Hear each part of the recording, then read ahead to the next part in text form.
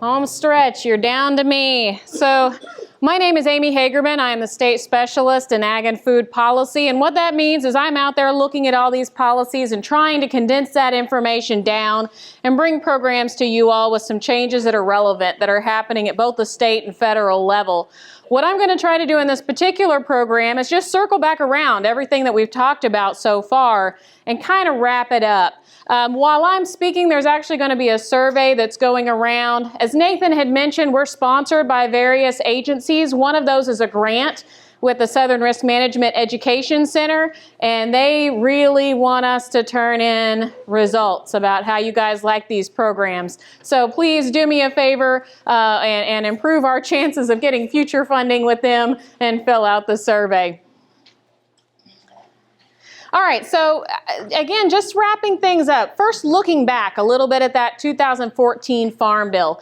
And we talked about this a little bit, even though it's cut off a little bit. This is the percent of farms electing and the percent of bases electing into these different programs. This comes back around to some of the things that Trent said. Looking at market prices in 14 and 15, when that decision was being made, and looking at what was happening in yields in that time, there were a lot of producers for many of our crops here in the state of Oklahoma that did go with the ARC County decision, the bird in the hand decision.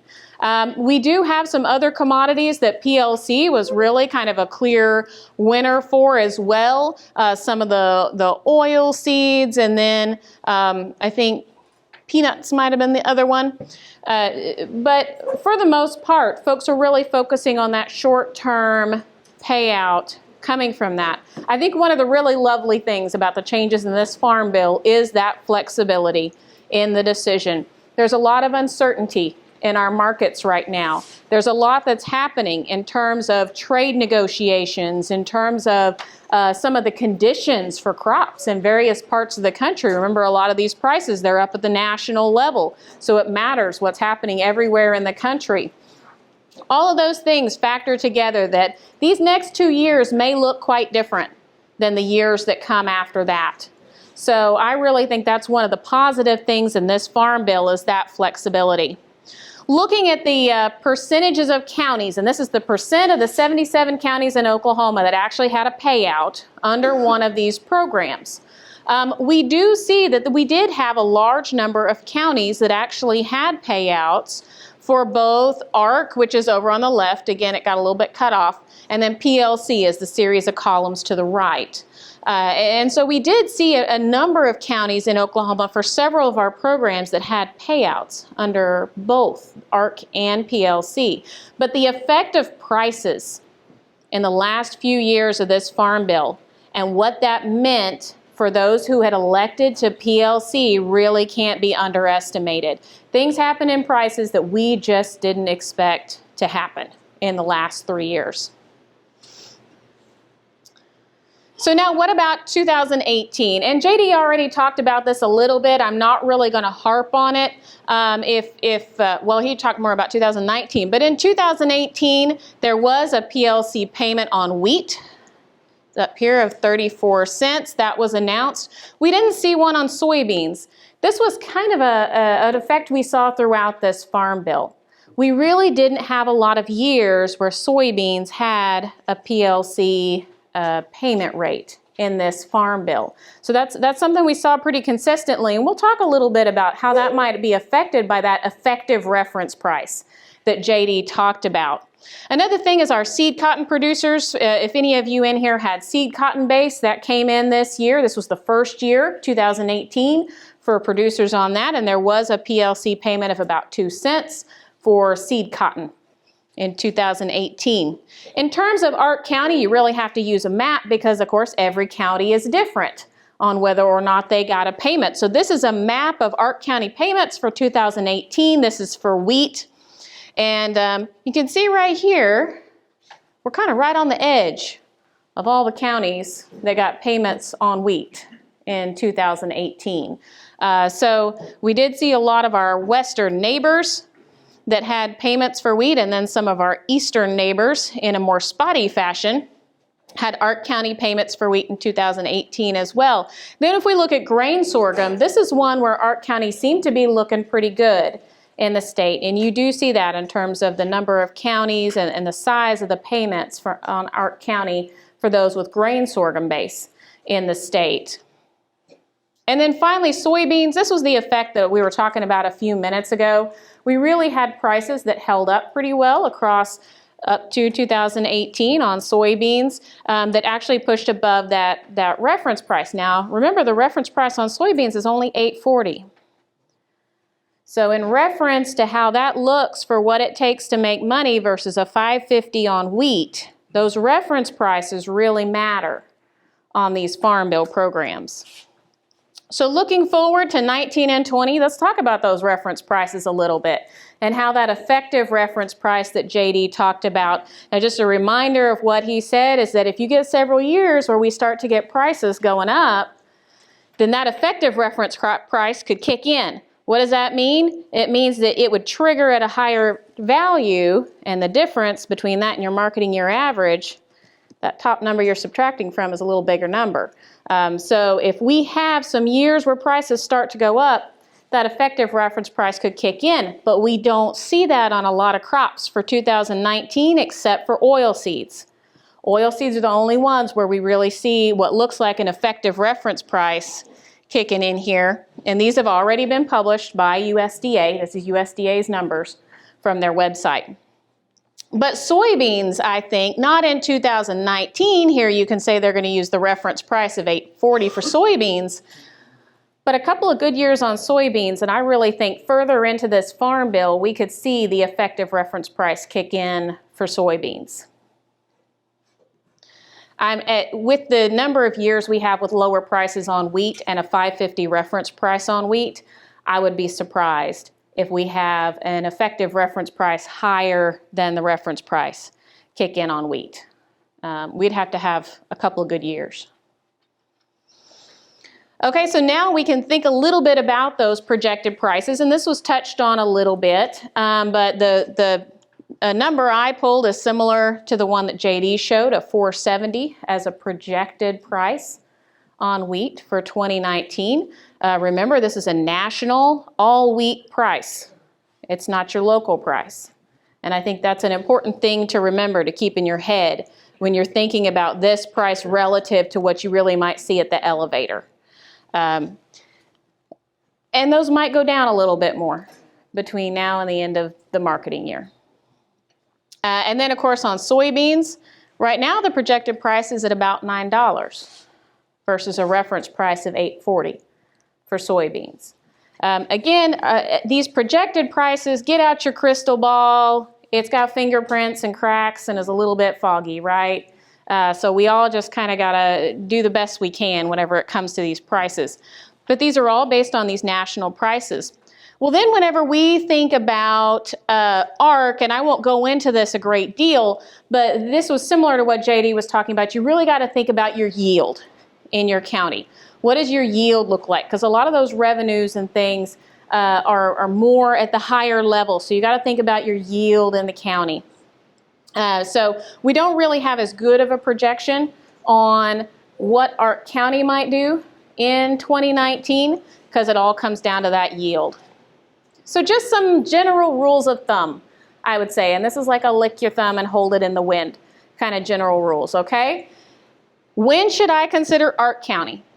If you want protection from low yields and low prices, and if you ultimately believe that prices will probably rise for whatever commodity this is, remember this is a commodity by commodity decision, whatever commodity those base acres are on, if you ultimately believe prices will rise in 2019 and 2020 above that reference price, then you might want to really consider ARC County, because as that price goes up, that payment rate on PLC is going to come down, okay?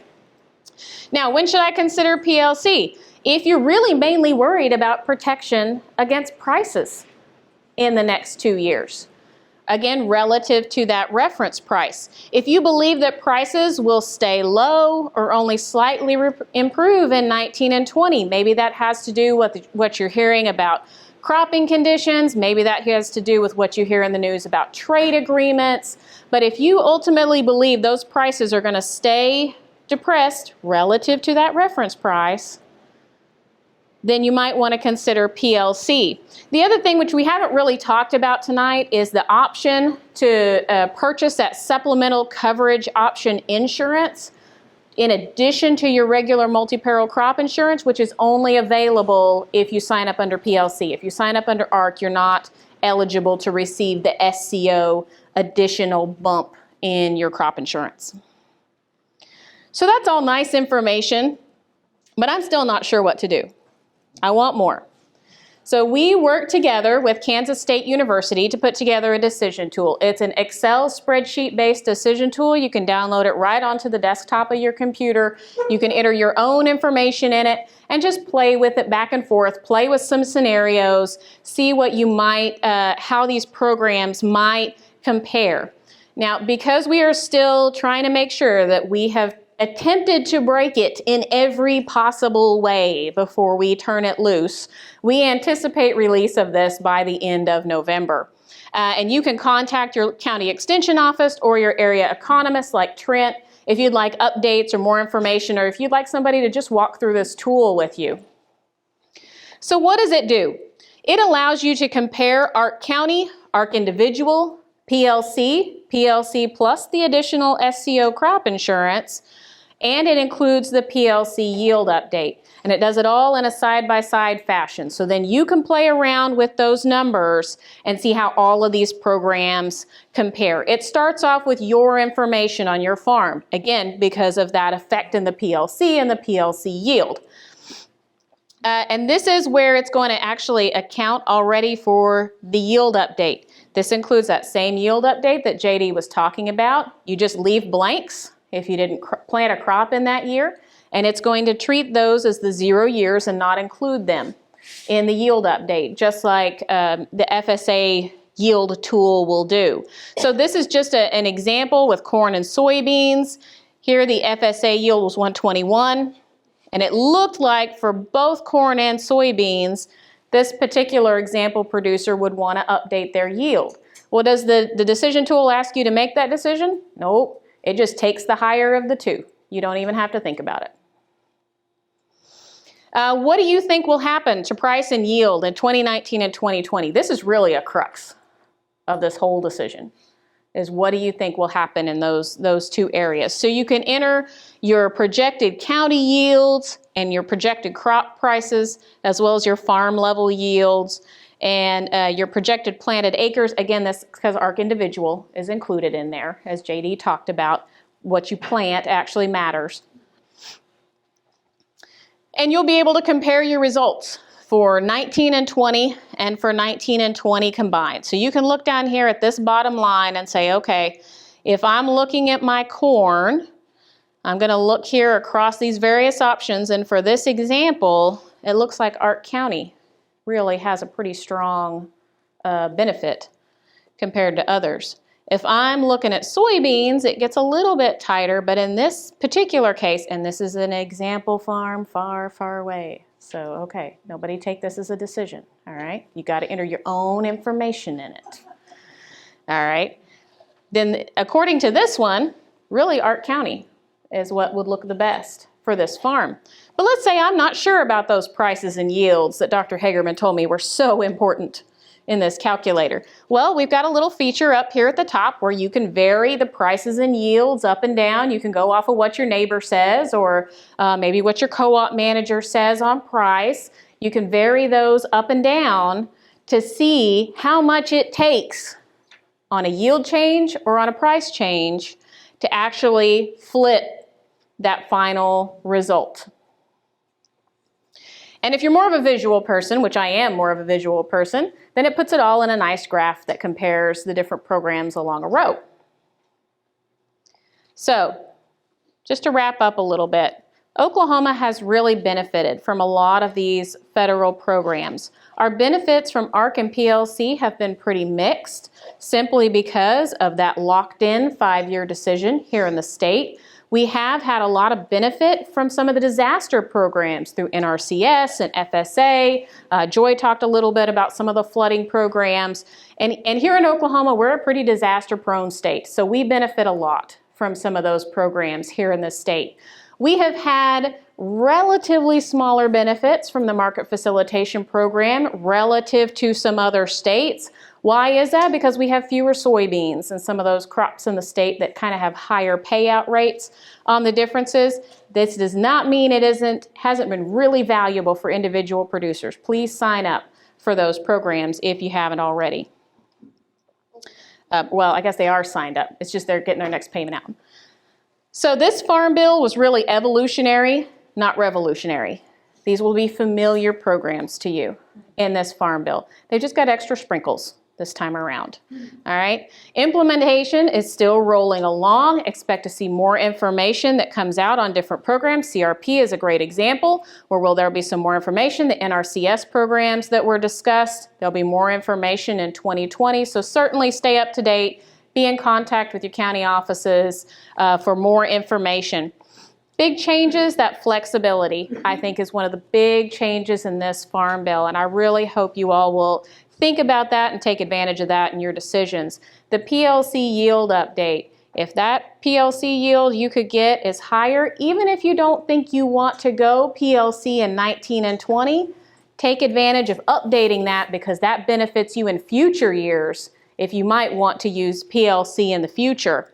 And then also the effect of the irrigated and non-irrigated yields in determining the ARC County yields, and the effect of physical location. And something we didn't really talk about tonight really is the move in ARC to using crop insurance data versus NASS data. What that could do is if any of you are here in Logan County, if you looked at Logan County, here's like payments all the way around me and no payment in my county. Hopefully, in using this crop insurance data, that's going to smooth some of those effects out. And you won't have as many instances where counties right next to each other, one triggers a payment and one doesn't. So hopefully that effect is going to kick in this farm bill as well. For those of you who have grass, land and grass from 2009 to 2017 that wasn't eligible for ARC and PLC, hopefully you've already talked to NRCS about their Grassland Conservation Initiative program. And then finally, we're waiting for more information on industrial hemp and what that will mean in terms of being a potential program crop in the state of Oklahoma.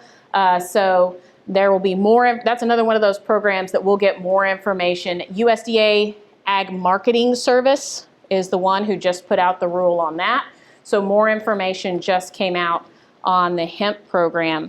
That kind of circles everything back around on this program, wraps it all up and puts a bow on it. I'll just leave you guys with a bit of a timeline, some reminders on those deadlines.